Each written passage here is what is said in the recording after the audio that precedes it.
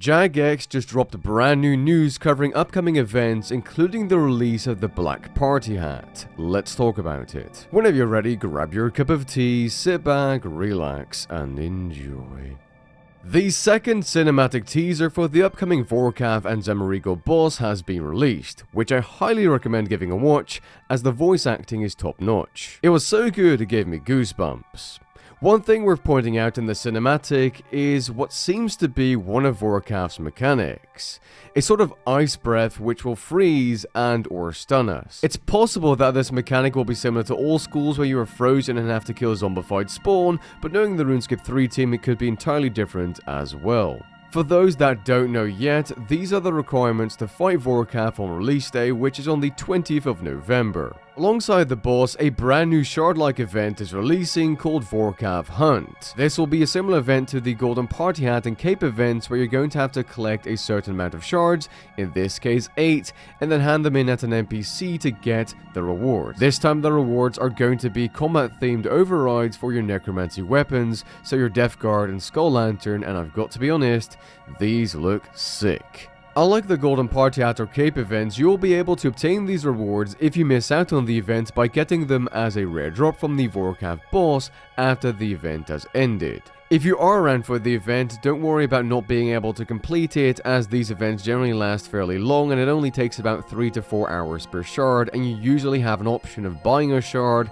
and if you're a Premier Club member you usually get a shard for free as well. They'll be sharing more information on this event and the Vorkath boss on the 13th of November in a dedicated news post. Next up we have another event, and this time it's a Christmas themed event which is launching on the 27th of November. This Christmas themed event will have a brand new area called Christmas Village, a new quest, and activities to do there. According to Jagex, all rewards, with one special reward, are directly earnable through gameplay. Let's hope it doesn't take as long as it did with the Halloween event, and it's actually realistic to get every single reward as the average Joe. Based on what I've read throughout the post, it does seem that they are earnable through gameplay as the average Joe, as that one special reward is the Black Party Hat, which I'm going to get to in just a minute. The new seasonal quest is called It's Snow Brother and involves you helping Santa and the Snow Imps decorate Gilonor while raising the Christmas spirit. It is with great pleasure that I tell you that this quest is going to be a permanent addition to the game, which you're going to be able to play during Christmas each year in case you haven't completed it and you've joined the game.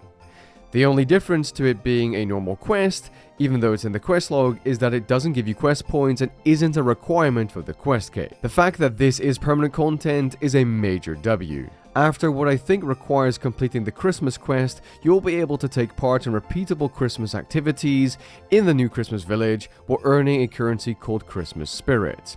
This can be spent on past Christmas cosmetics in the Christmas shop. Additionally, you'll be able to collect 3 letters from Santa each day by speaking to the Christmas village host, completing your daily challenges, all of them that is, or by doing a seasonal activity within the village. Every 3 letters handed in will earn you a nice point, which means you'll be able to gain 1 nice point per day, which you can use at Santa's Lodge. Every single week your nice points will be converted into rewards, including unique weekly cosmetics that are handed out after the reset, which is around 8 to 10 PM game time every Sunday.